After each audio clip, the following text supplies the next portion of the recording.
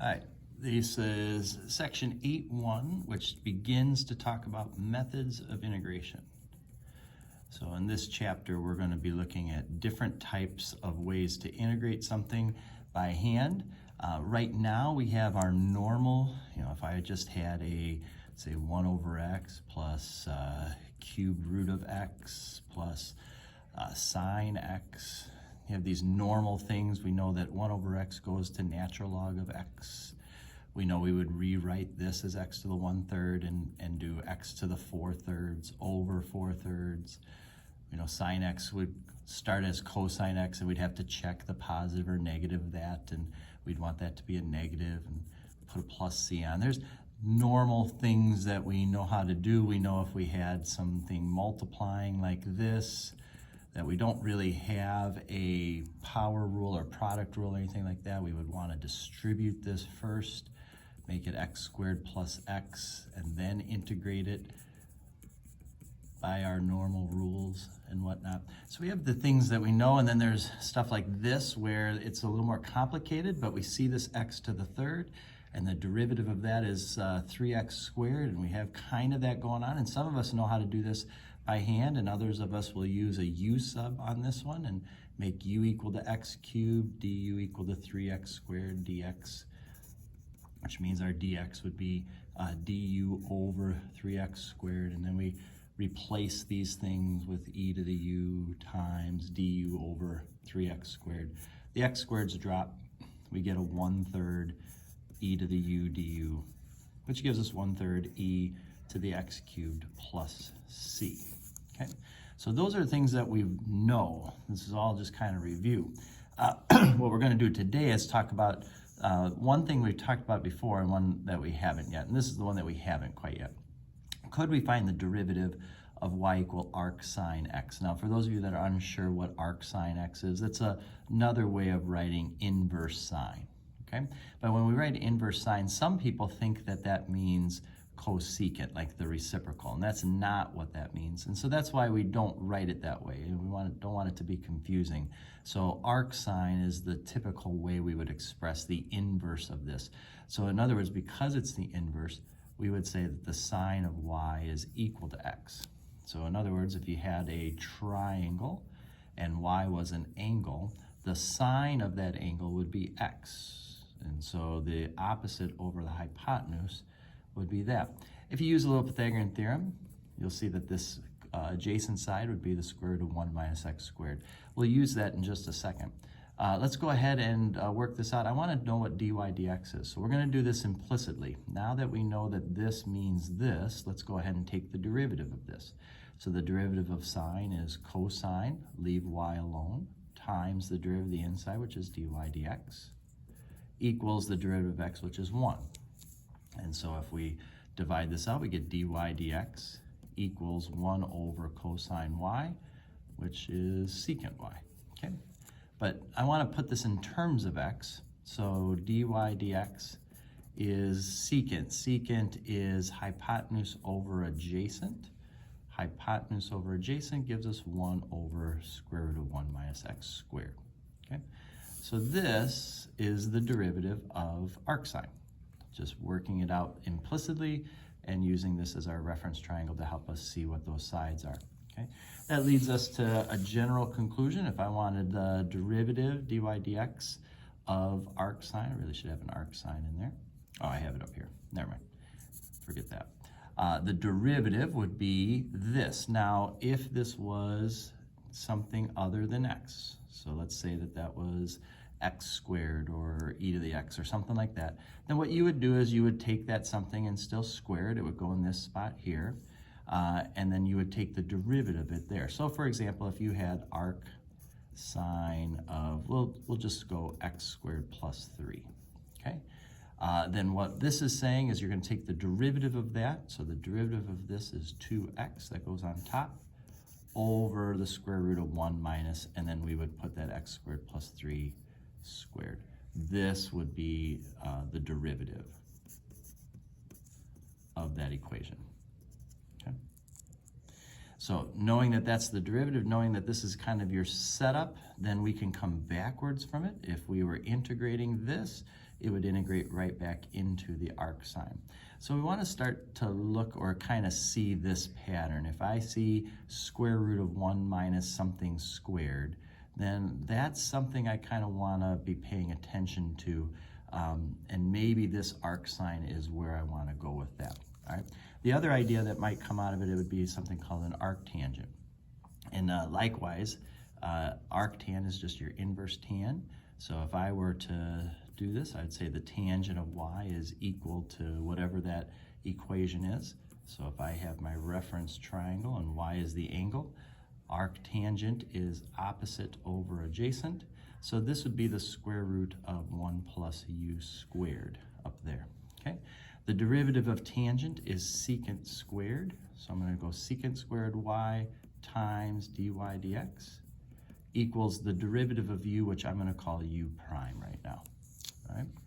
And then if I were to divide, I get dy dx equals u prime over secant squared flipped is then cosine squared, okay? And again, I want to go better than this. So cosine is adjacent over hypotenuse. And so if I'm doing that and then I square it, it's going to be 1 over that. And if I flip that over, then that's going to give me u squared over 1 plus u squared. Sorry, I said u squared here, but I meant u prime. I knew that didn't look right. All right, so this is what we end up with. U prime over 1 plus u squared. So if I have this arctan, so let's say I had arctan of e to the x, and I wanted to take the derivative of that, then it would be the derivative of e to the x, which is e to the x, over 1 plus e to the x squared, which would be e to the x over 1 plus e to the 2x if I did it that way, okay? That would be the derivative of arctangent. And so that's a general form, and in the front cover of your book, there's all of these derivatives for all of them. Now, the good news is that you really only need to worry about these two. I've never seen them really ask questions on these other ones. They are true, but we don't need to get too panicked about them, okay? And likewise, if we go backwards, I would say that we only really need to worry about these, kind of recognizing that if you have the square root of this, that arc sign is probably where you're heading. If you had just this kind of format, then arctangent's where you're going. Now in our examples, we had these as 1s, but they don't have to stay that way. They could be other numbers that are being squared. So this is our kind of format, our formula for this to get us into here. It looks a little intimidating at first, but once we try it a couple times, you'll see it's not too bad. So let's give it a go. This first one here has 4 over 4x squared plus 1. So it's not a u sub, because I would need an x up here in order to do the u of the bottom. I can't divide this through. I can't do any of our other methods that we've done before. So this is probably going to be an arctangent. And the reason I say arctangent versus arcsine is, again, looking at my choices. Arcsine has a square root in it, and arctangent doesn't. So I'm thinking that this is probably going to be some kind of arctangent. So I go and I kind of think through the arctangent formula. A squared plus u squared equals 1 over a arctan u over a plus c. Again, u is a function of x, so it's some kind of x equation. A is going to be some kind of number.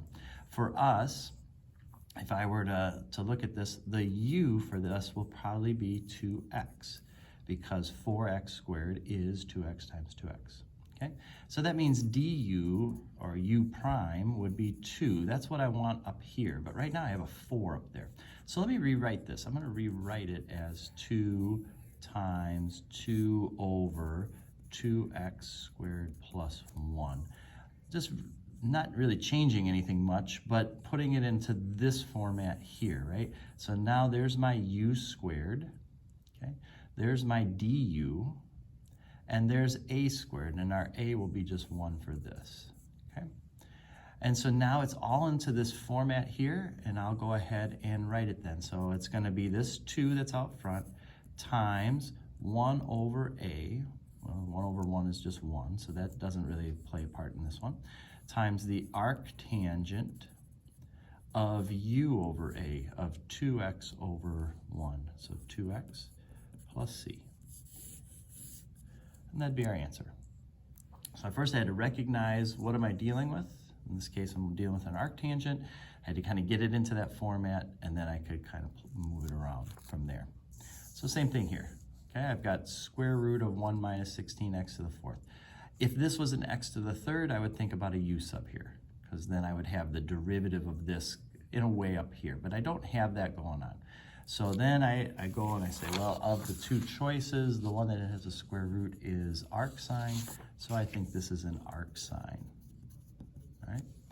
So when it's an arcsine, I want du over the square root of a squared minus u squared, and that's going to give us arcsine u over a plus c. All right, so let me take a look here. This is u squared, so that means u would be 4x squared. That times itself gives you this. Okay? So du would be 8x. Okay, so I want this to be 8x in order for me to work this out. That means I'd have to multiply it by 2, but then to balance that, I would need a 1/2 out here. So I'm going to go ahead and do that. I'm going to change that to an 8x, put a 1/2 out here. Again, haven't changed the overall value of it, but now put it into a format that works for me. Obviously, a equals 1 for us on this, and now we're ready to go. This is going to be 1/2 times arcsine of u over a of 4x squared plus c. That'd be our answer. Okay. So again, we're going to recognize, initially it looks a little complicated. Once we get the hang of it, it's not too bad. For this one here, this one's a little strange. We've got the x squared, 4x, 20. There's nothing on top, so we can't do a u sub. It's not anything like that. A little bit later this week, we're going to learn a method that we would maybe consider, but for this doesn't factor and it doesn't work out any nicer ways for us. So what we're going to do is we're going to actually go back to an old idea, and we're going to complete the square on this. And initially that sounds tricky, but it's really not too bad. So in order to complete the square, what we do is we take half of the middle, which is 2, and we square that and we get 4. So I want that to be a 4, okay? Now it was a 20, so I need to keep this balanced. So if I put a plus 4 here, I need to put a plus 16 there. Okay, so I just took the 20 and I split it into the 4 and the 16. The reason I did that is because now I'm going to factor that into x plus 2, or x plus 2 squared, okay? And now what I have is this format right here, this arctangent. I have a number squared plus an expression squared. So this is going to be an arctangent. Again, u is x plus 2, and a is going to be 4. Those are the things that are being squared here, and the derivative of u, du, is just 1, and that's exactly what we have up there. So we're doing okay there. So for the arctangent, again, it's going to be 1 over a times arctan of u over a plus c. So I'm going to go 1, this is going to equal 1 over a, 1/4, times the arctangent of x plus 2 over 4 plus c. And that's our answer. Okay. So I'll show you another example of that. On this one here, I've got 2. I'm going to take x squared minus 4x. I'm going to write it as plus 4, and then plus 3. This right here is going to factor into x minus 2 squared plus 3. So u is x minus 2. A is going to be the square root of 3. And so we're going to get 2, that 2 that was sitting there, over square root of 3, times arctangent x minus 2 over square root of 3 plus c.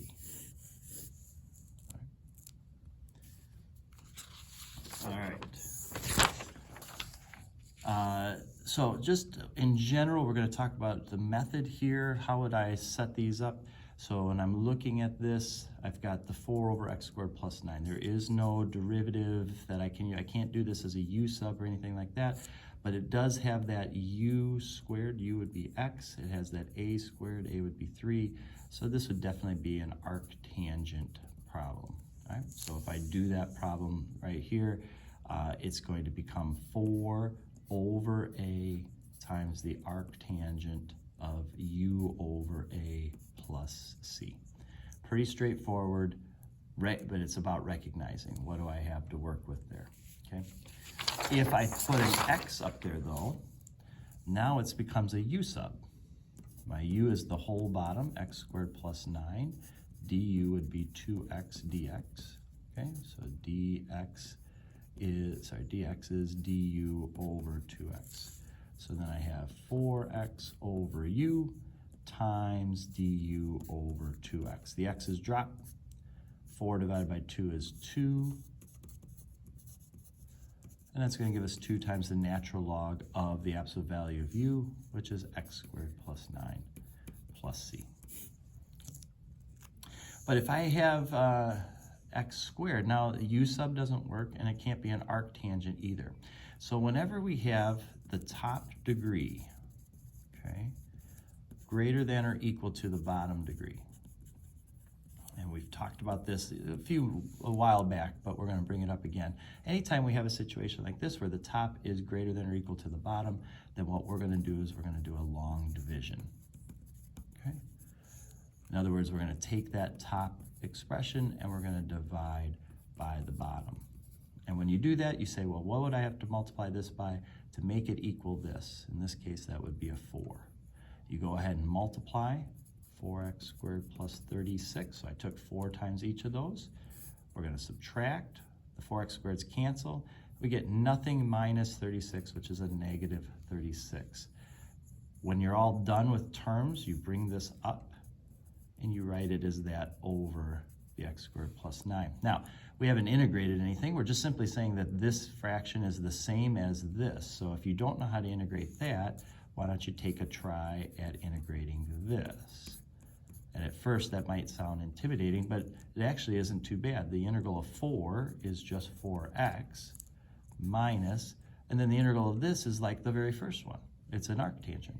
It's going to be 36 over a times the arctangent of u over a, or of x over a plus c. And 36 thirds for sure could become 12, and we would get our answer that way. Okay? So this long division is the last of the things we'll talk about today. And again, if the degree on the top is the same or bigger than what's on the bottom, then take your top and divide by what's on the bottom. Take a look at the x. To get x to x squared, we'd have to multiply by x. X times x is x squared. X times 2 is 2x. I'm going to subtract. That drops. 6 minus 2 is 4. Bring the minus 5 down. To get x to turn into 4x, we'd have to multiply by 4. So we do that. We subtract. We get negative 13. We bring that up as our remainder. All right. Now, we don't know how to integrate this, so let's integrate this. The integral of x is x squared over 2 plus 4x minus 13 times the natural log of x plus 2 plus c. And that'd be our answer.